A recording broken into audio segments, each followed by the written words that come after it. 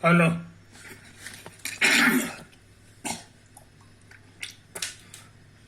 Hello मेरे प्यारे प्यारे दोस्तों, आपका मेरे चैनल में स्वागत है। मेरे चैनल का नाम है रजनीकांत सिन्हा। ये यूट्यूब का चैनल है और हमारा थंबनेल है BIT टॉपर इन ₹500। 500 रुपया जमा कर मेरे दोस्त और जिंदगी का लाजवाब सुख भोगो। और वो है IIT में टॉप करना। और पैसा कहाँ भेजेंगे? ये देखो, ये मेरा नाम हो गया रजनीकांत सिन्हा। ये बैंक का कोड है, IFSC कोड कनारा बैंक का है, यही है। और ये मेरा अकाउंट नंबर है, इसी में सेंड करो मेरे यार 500 रुपया। यही तो बात है। तुम्हारे जिम में बस इतना ही काम है, बाकी काम हमारा है। बाकी काम हमारा। अभी का जो लेक्चर चल रहा है उसका नंबर है 317, 317वां लेक्चर चल रहा है। टॉपिक चल रहा है, सीरीज चल रहा है M+P+C, M फॉर मैथमेटिक्स, जो हम कर चुके हैं। फिजिक्स कर रहे हैं, थ्योरी काफी कर चुके हैं और इसकी प्रॉब्लम्स जो है बनाने जा रहे हैं। तो फिजिक्स के कौन से चैप्टर में काम कर रहे हैं? तो उसका नाम है centre of mass. Centre of mass, तो यही तो है कहानी। अब सोचते हैं क्वेश्चन उतार लें, मगर सोचते हैं क्वेश्चन उतारने से पहले जो है एक छोटा सा काम कर लें। छोटा सा काम कर लें। मान लो कि ये तुम्हारा एक्स एक्सिस है, वाई एक्सिस है, ये ओरिजिन है कि नहीं? और ये तुम्हारा जो है ना, ये ऐसे ऐसे करके ये रिंग नहीं है, ये एक्चुअली तुम्हारा डिस्क है। ये डिस्क है या प्लेट कह लो, या प्लेट भी हम लोग कह सकते हैं, सर्कुलर प्लेट, यही तो है। इसका सेंटर ऑफ मास कहाँ होगा? सेंटर ऑफ मास का मतलब है कि कहां पर हम इसको खड़ा करें नोकी पर, ताकि ये बैलेंस कर जाए, है कि नहीं? तो बचपन से ही तुम सीखते आए हो, तो वो कौन सा जगह है ये बिना ज्यादा लेट किए हुए तुम बता सकते हो। ये इसका सेंटर ऑफ मास है। Centre of mass. जल्दी में रहेंगे तो CM लिखेंगे, चीफ मिनिस्टर। यही तो है, सेंटर ऑफ मास है। इसमें कोई मैथमेटिक्स नहीं लगाएंगे, कोई मैथमेटिक्स नहीं लगाएंगे। और भी एक आध को छोटा छोटा फोटो देख लो। मान लो तुम्हारा जो गत्ता है वो इस शक्ल का है, रेक्टेंगुलर शेप्ड, रेक्टेंगुलर शेप्ड, है ना? इसका सेंटर ऑफ मास कहाँ होगा? ये भी तुम बचपन से ही देखते आ रहे हो। कहाँ पर रखने से बैलेंस कर जाएगा? जैसे स्केल है तो तुमको पता है कि यहाँ पर ऐसे ऐसे कर दो, ये डायगोनल हो गया। और उसी तरह का एक और डायगोनल बनेगा। ये दोनों डायगोनल यहाँ कट गया, यही वो पॉइंट है, ये सेंटर ऑफ मास हो गया। सेंटर ऑफ मास है कि नहीं? आप करके देख लो, है कि नहीं? कई लोग कहते हैं कि कैसे जान गए, तो symmetry of the figure, symmetry of the figure, figure के सिमेट्री से हम लोग जान गए। इसमें प्रैक्टिकल करके भी हम लोग को पता है, ये भी है। ये भी सिमेट्री ऑफ द फिगर से हम लोग जान गए कि यहीं पे होगा। सिमेट्री ऑफ द फिगर, है कि नहीं? नेचर किसी के साथ पक्षपात नहीं करती है। तो इसके अलावा यही पूरे गत्ता के लिए सिमेट्रिकल पॉइंट।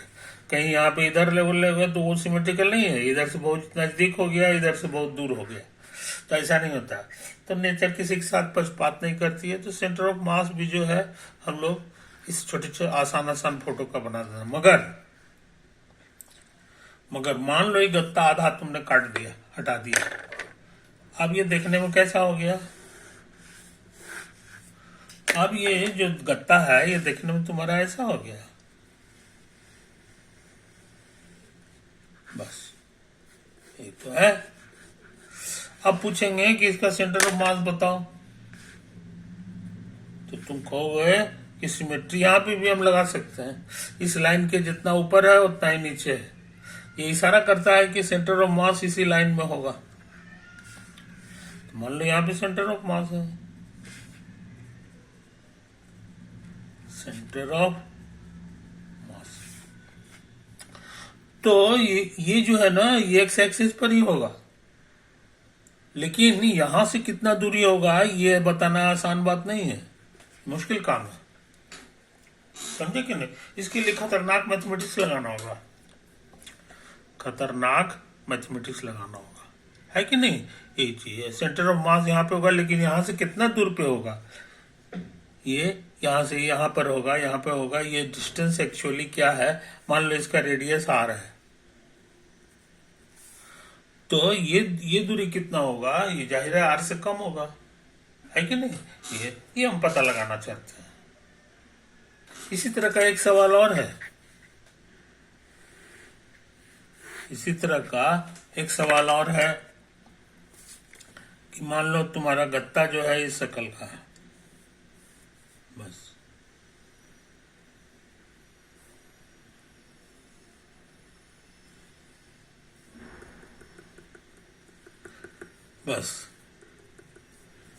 तो तुमसे पूछा जाएगा कि इसका सेंटर ऑफ मास बताओ। तो सिमेट्री से तुम अंदाज से थोड़ा थोड़ा कर सकते हो। अब वो है कि हो ना हो बीच से ही पार होगा, बीच से ही पार होगा। ये जो है ना 45 डिग्री होगा, 5/4 इसी पे कहीं पे होगा सेंटर ऑफ मास। तो कहाँ होगा, तो यहाँ तो नहीं होगा, थोड़ा अंदर में होगा। यही इसका सेंटर ऑफ मास हो गया। इसको हम लोग शॉर्ट में नाम दे देते हैं एक्स बार वाई बार। बार का मतलब हो गया सेंटर ऑफ मास, है कि नहीं? यही तो है। इसका मतलब क्या हुआ जनाब? इसका मतलब ये जो ऊंचाई है एक्स एक्सिस से ऊंचाई है, ये वाई बार हो गया, और ये जो दूरी है ये एक्स बार हो गया। और सिमेट्री कहता है कि ये दोनों बराबर हो जाएगा। ये कहां से हम लोग जान गए? From symmetry. समझे? हाँ, लेकिन शुद्ध कितना होगा ये हमको नहीं पता है। खाली हमको ये मालूम है कि इसका रेडियस इसका आर है। तो अगर एक्स बार पता चल गया तो वाई बार भी पता चल जाएगा, वाई बार भी पता चलेगा, क्योंकि दोनों नंबर सेम आएगा, है कि नहीं? अब हम सोचते हैं बिना लेट किए हुए इसको निकाल ही दे। समझे कि नहीं? तो इसके लिए समझदार लोग क्या करते हैं, सोच समझ लो। थोड़ा फोटो थोड़ा छोटा बनाएंगे। समझदार लोग कहते हैं कि भाई देखो तुम्हारा गत्ता ऐसा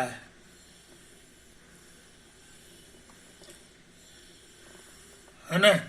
अच्छा, ये एक्स एक्सिस है, ये वाई एक्सिस है। इसको हम सोचते हैं कि ऐसे ऐसे टुकड़े टुकड़े में तोड़ दो, ऐसे ऐसे ऐसे ऐसे। इसको अंग्रेजी में कहते हैं स्ट्रिप। ये स्ट्रिप में तोड़ दो इसको, है कि नहीं? अब स्ट्रिप पतला पतला, समझे कि नहीं? ब्रेक इनटू थिन स्ट्रिप, पतला पतला स्ट्रिप्स में तोड़ दो। समझे कि नहीं? ये तो है कहानी। अच्छा, अब जो ये जो जगह है एक स्ट्रिप की बात है वो ऐसा है, लेकिन इसको हम करीब करीब इतना समझ सकते हैं, ऐसे ऐसे समझ सकते हैं। इसको हम ऐसे ऐसे समझ, उसी तरह से ये हो गया। तो ये बहुत सारे रेक्टेंगल से मिलके बना है। तो जो जगह था वो करीब करीब हम लोग जो है उसको इस तरह से तोड़ दिए, तोड़ ढेर सारा रेक्टेंगल मिल गया, है कि नहीं? अच्छा, अब इसमें से एक रेक्टेंगल को कोई ले लो। मान लो तुम यही वाला रेक्टेंगल को ले लेते हैं। असली चीज यही है, लेकिन हम इसको नकली चीज में रख दिए हैं, लेकिन ये लगभग है। इसका मैथ आसान होगा, इसका मैथ आसान नहीं होगा, समझे कि नहीं? रेक्टेंगल है तो इसका सेंटर ऑफ मास कहाँ होगा, तो कहोगे ये तो बहुत आसान बात है, बीचे में होगा, बीचे में होगा। ऐसा करो, इसको एक्स नाम दे दो, और इसकी जो चौड़ाई है, इसकी जो चौड़ाई है इसका नाम दे दो डेल्टा एक्स, डेल्टा एक्स। ये रेक्टेंगल है तो एरिया कितना हो जाएगा ये बताना आसान हो गया। लंबाई गुना चौड़ाई, चौड़ाई की जगह डेल्टा एक्स लिख दो, और लंबाई की जगह ये लिखना होगा।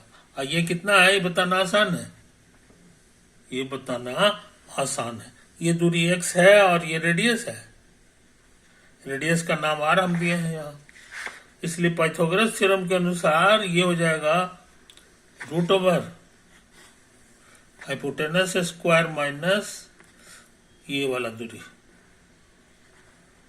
आई बात समझ में? ये तो इसका एरिया हो गया, इसका एरिया होगा, है कि नहीं? अच्छा, अब उसके बाद एक्स बार का क्या होता है फॉर्मूला सो समझ लो।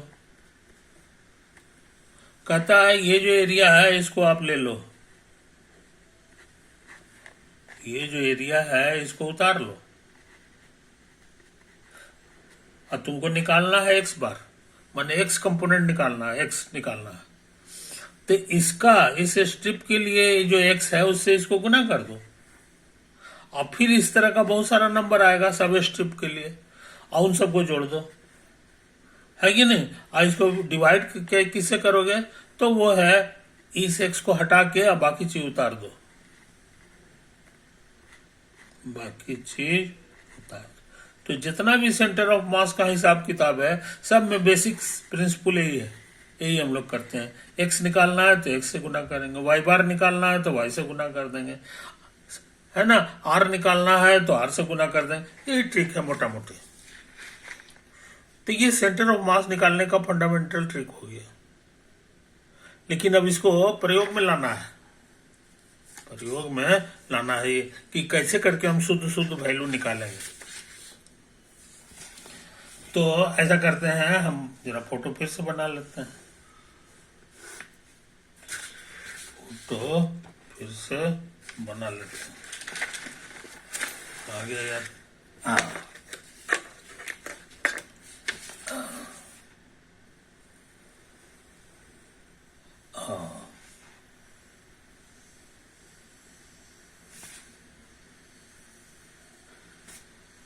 ये एक्स एक्सिस है, ये वाई एक्सिस है, और यही तुम्हारा गत्ता। इसका पतला स्ट्रिप जो है हम लोग यहाँ पे ले रहे हैं, आई बात समझ में? यही तो है। इसका सेंटर ऑफ मास कहाँ है हमको नहीं मालूम है, तो मान लो कि इसका यही सेंटर ऑफ मास है, जिसका कोऑर्डिनेट है एक्स बार वाई बार, यानी कि ये जो दूरी है ये हमारे लिए एक्स बार है, और वाई बार उसी तरह से ये हो जाएगा, है कि नहीं? हाँ, और ये जो दूरी है हमारा लिए ये एक्स है, और ये जो चौड़ाई है पतला सा यही हमारा डेल्टा एक्स है। डेल्टा एक्स को कई लोग जो है मैथ वाले लोग डी एक्स लिख देते हैं, है कि नहीं? तो एक्स बार निकालने का फॉर्मूला तुमको याद है, एक्स बार का है कि इस पूरे का लिखे, है कि नहीं?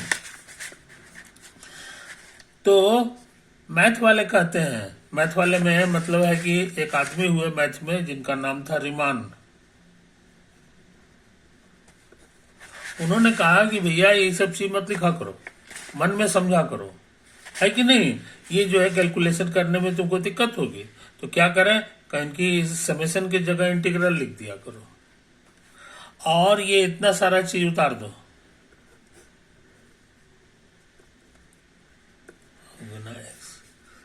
समझे? आइए डेल्टा एक्स नहीं लिख करके डीएक्स लिखो। अब कहां से कहां तक काम करना है सो समझो, यही वाला एक्स को तुम यहां लिखो, ज्यादा से ज्यादा कितना एक्स हो जाएगा, तो पूरा स्ट्रिप को बढ़ाते जाओगे यहां तक तो एक्स आर हो जाएगा, रेडियस के बराबर हो जाएगा। और शुरू कहाँ से करोगे, तो यहाँ से करोगे। आई बात समझ में? तो ये तो उन्होंने कहा।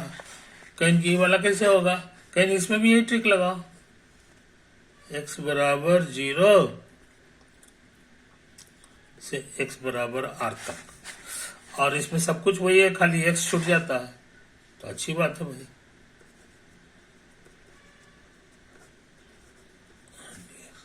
है कि नहीं, एक तो है। अच्छा, तो हम लोग हिसाब किताब करते समय एक्स बार को इसी तरह से लिखते हैं, एक्स बार को इसी तरह। अब इसको कैलकुलेट करना है, इसको भी करना है, इसको भी करना है कि नहीं?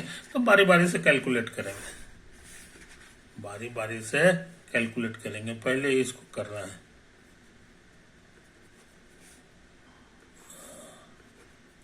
और square minus x square into D x. Trick क्या है कि एक्स की जगह ये नाम दे दो, आर कॉस थीटा। ये आर कॉस थीटा हम लोग रख दे, तो यहाँ पर डी बाई डी एक्स लिखेंगे, d by d x of d theta. इधर भी लिखना होगा d by d theta of r cos theta. R constant है, बाहर आ गया, और यहाँ लिखेंगे d cos theta by d theta. Calculus पढ़े हो, इसका फॉर्मूला याद होगा, कॉस थीटा का होता है डेरिवेटिव माइनस साइन थीटा, और थीटा के लिए डी थीटा लिखोगे। तो इतना बड़ा चीज हो गया ये। नहीं ये तो नहीं लिखाएगा बस। अब इसको गौर से देखो, तो डीएक्स का फॉर्मूला हम लोग जान गए, ये डी थीटा इधर चला जाता है, माइनस आर साइन थीटा और डी थीटा। समझो तो कहानी। तो ये dx की जगह पर हम थीटा में इसको बदल दिए। अब सोचते हैं इसको भी थीटा में बदल दें,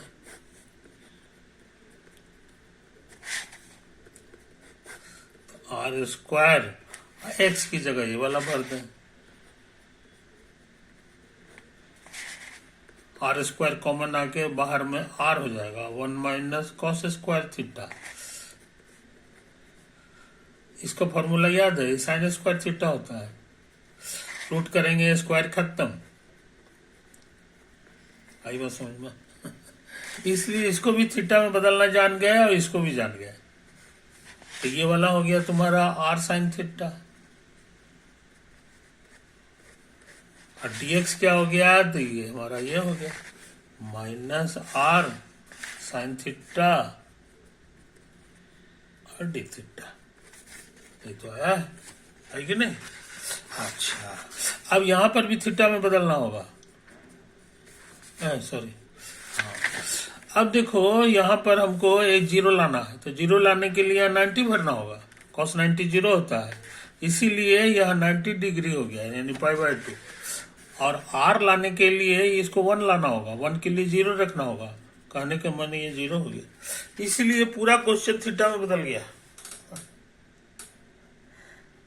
खुशी की बात यह है कि रूट से हम लोग को डर लगता है, और यहाँ रूट गायब हो गया है ना। तो ऐसा मानने से रूट गायब हो जाता है, उस क्वेश्चन आसान हो जाता है, यही फायदा है, यही फायदा है। अब देखो क्या करें, अब इसको गुना कर दो, आर स्क्वायर कॉन्स्टेंट है, बाहर आ गया, थीटा बराबर पाई बाय 2 और थीटा बराबर 0, और गुना होके साइन स्क्वायर थीटा हो गया। ठीक है, अब ट्रिग्नोमेट्री पढ़े हो, ट्रिग्नोमेट्री में साइन स्क्वायर थीटा का एक फॉर्मूला मल्टीपल एंगल में होता है, 1 माइनस कॉस 2 थीटा बाई 2। अब कॉस स्क्वायर रहता है तो उसका फॉर्मूला भी याद कर लो, माइनस की जगह सिर्फ प्लस हो जाता है। तो हम सोचते हैं यही फॉर्मूला लगाते हैं,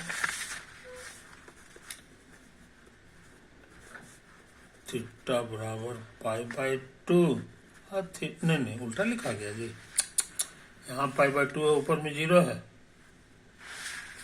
थीटा बराबर 0, ठीक है। और साइन स्क्वायर थीटा का ये फॉर्मूला लगा देंगे, 1 माइनस कॉस थीटा बाई 2 हो गया, और डी थीटा उतार दो,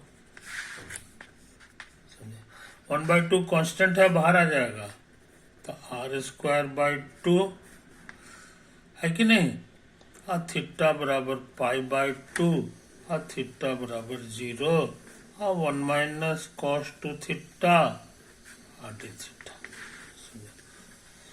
उसके बाद याद होगा प्लस माइनस रहता है तो इंटीग्रल सबके बगल में चला आता है, तो integral 1d theta minus integral cos 2 theta d theta और लास्ट में थीटा का वैल्यू यही भर देना है, थीटा बराबर π/2 और थीटा बराबर 0। ये तो है। अच्छा,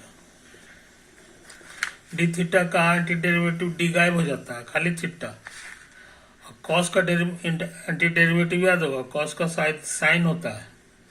अब वेरिएबल में जितना से गुना है उतना से भाग देना पड़ता है, तो 2 से गुना है तो 2 से भाग दे देंगे। अब भर देना है इतना, याद होगा सबसे पहले ऊपर वाला वैल्यू भरते हैं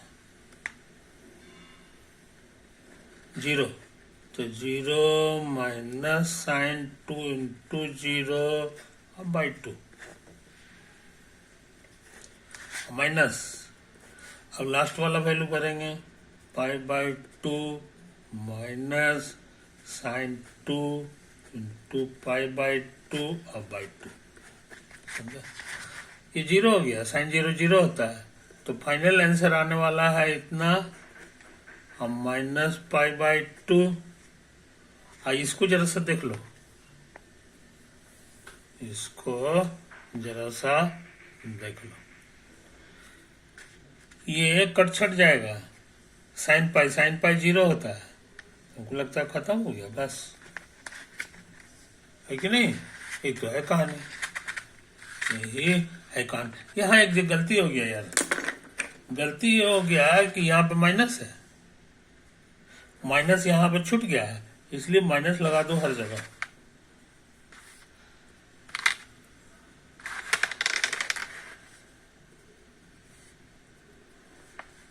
माइनस यहाँ लगा दो, माइनस माइनस प्लस हो गया। अब फाइनल आंसर हो गया πr² अब बाई 4। ये आंसर आ गया इस इंटीग्रल का, है कि नहीं?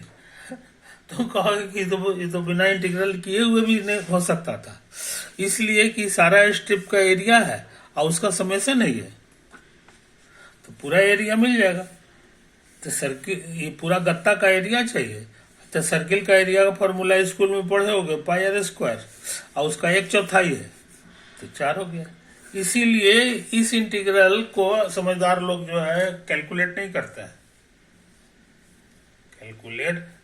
वो कहते हैं कि हम पुराना जानकारी से भर लेंगे, और वो है πr²। और जिनको याद नहीं है ये सब चीज है नहीं, वो यही वाला लंबा ट्रिक करेंगे और अंत में वही आंसर आ जाएगा। इस तरह से जो है भरोसा हो गया कि रीमान का जो टेक्निक है ये हमारे काम का चीज है, काम का चीज है। इस तरह से ये जो चीज था इसमें से इसका आंसर हम जान गए हैं, πr² अब बाई 4। हाँ, ये अभी बाकी है, तो इसमें हम भी वही ट्रिक लगाएंगे। अब इसको बढ़िया से देख लो, इसको बढ़िया से देख लो।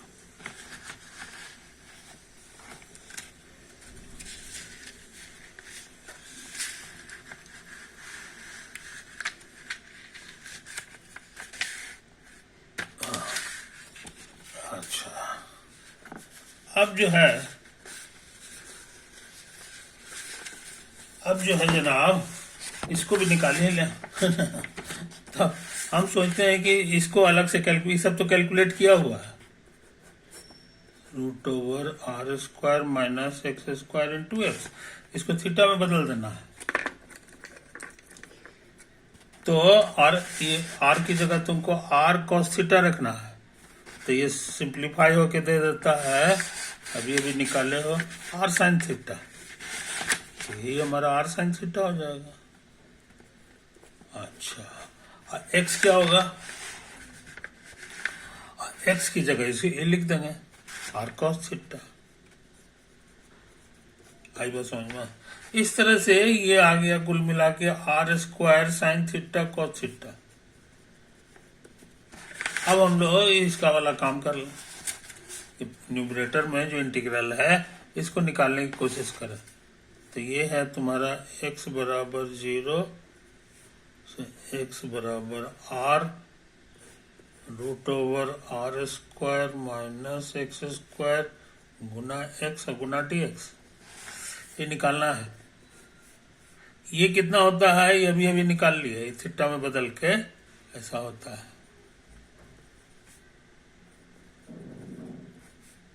बस अच्छा, dx कितना होता है ये मेरा निकाला हुआ है, minus r sine theta d theta,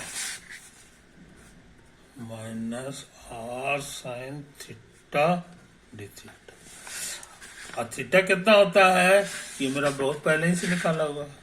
ये पाई बाय 2 हो जाता है, ये 0 हो जाता है, नीचे पाई बाय 2 है और ऊपर 0 होता है कि नहीं? ये चीज समझ लो।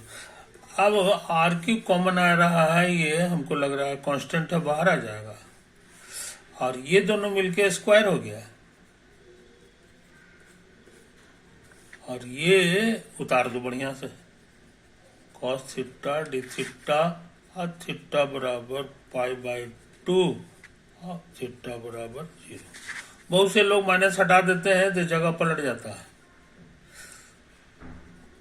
तो थीटा बराबर 0 नीचे लटक गया, ये पाई बाय 2 हो गया और ये साइन थीटा का स्क्वायर है। और ये फार्मूला भूलेगा नहीं, d by d theta of sine theta, ये कॉस थीटा होता है, इसको उधर भेज दो।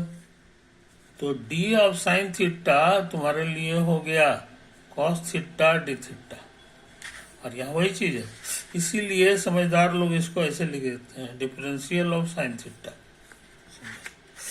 अच्छा, अब पावर का एंटी डेरिवेटिव याद होगा, जैसे एक्स स्क्वायर डीएक्स रहता था, ये दोनों सेम है, तो आंसर याद होगा, एक पावर बढ़ जाता था उसी से भाग लगता था, है कि नहीं? तो वही ट्रिक यहाँ लगा सकते हैं। तो ई कहता है एक पावर बढ़ा दो यार, उसी से भाग दे दो, और ये डाटा जरूर भर दो, थीटा बराबर 0 और थीटा बराबर पाई बाय, काम आसान हो गया। आर स्क्वायर बाय 3 और साइन में पहले ऊपर वाला डाटा भराता है का होल क्यूब, अब फिर नीचे वाला भर दो 0 का साइन 0 का होल क्यूब, ये 1 होता है। कुल मिला के तुम्हारा आंसर आ गया इतना, समझे? इसीलिए ये वाला कितना होगा ये भी हम लोग जान गए, r square by 3, r square by 3, दोनों इंटीग्रल निकाल लिए, है कि नहीं? तो बढ़िया से देख लो, बढ़िया से देख लो, है कि नहीं? अच्छा, यहाँ आर स्क्वायर कटेगा, ये ऊपर चला जाएगा, तो 4/3 पाई, समझे? और याद रहे तुमको बता दिए थे एक्स बार और वाई बार दोनों सेम आता है, इसीलिए इसका जो सेंटर ऑफ मास हो गया उसका कोऑर्डिनेट जान गए, वो हो गया 4/3 पाई, और ये भी हो जाएगा 4/3 पाई, समझे? कोई दिक्कत? तो ये चीज समझ लो मेरे यार, ये चीज है। तो अब इसका साफ सुथरा पहले उतार लो इसको, है कि नहीं? ये तुम्हारा जो है ना, ऐसे ऐसे करके सारा हिसाब किताब हम लोग कर लिए हैं, ये है कहानी। पेज नंबर 2 हो गया। अच्छा, अब सोचते हैं कि जरा फोटो साफ सुथरा बना लो।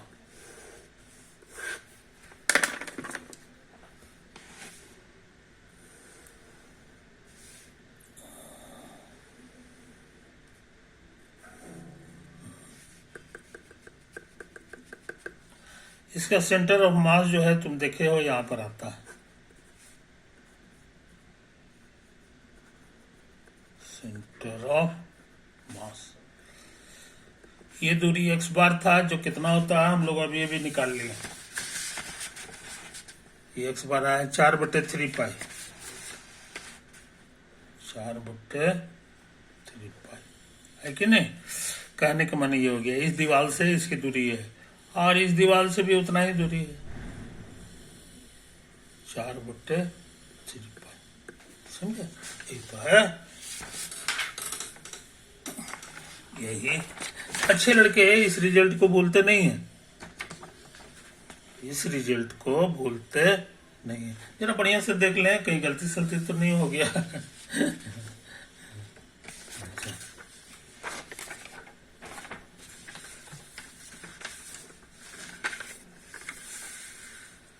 अरे राम, गलती तो पकड़ा गया। ये देखो, यहाँ 3 पावर था, यहाँ 2 पावर लिखा गया, इसलिए गड़बड़ है, तो सुधार लो। ये 2 के जगह 3 लिख दो, 2 के जगह 3 लिख दो, 2 के जगह 3 लिख दो। तो यहां आंसर में भी जो है ये 3 है, तो 2 पावर कटेगा, 1 पावर जिंदा है, इसीलिए सही आंसर ये हो गया, सही आंसर ये हो गया। तो ये है 4/3 पाई, और यहाँ r लिखना जरूरी है, यही हो गया। ये तो है कहानी, यही है कहानी। तो अच्छे लड़के जो है इन बातों को भूलते नहीं है, इन बातों को भूलते नहीं। इसमें भी उसी तरह का सुधार कर लो, ये r है और ये r है कि नहीं। तो अगर ये चीज अब अच्छे लड़के, फिजिक्स के लड़के जो है इसको रट जाते हैं, ये जन्म से वो जन्म तक नहीं भुलाते हैं कि अगर ये 1/4 गत्ता है तो उसका सेंटर ऑफ मास कहाँ पे होता है, वो यहाँ पे होगा, और ये दूरी कितना होगा, तो वो 4r/3 पाई, 4/3 नीचे पाई है और ऊपर में r है, और ये भी उतना ही होता है कि नहीं। ओके, तो हम लोग काफी काम कर चुके हैं, और भी काम करना है, ये अगले वीडियो में हम लोग करेंगे। ओवर।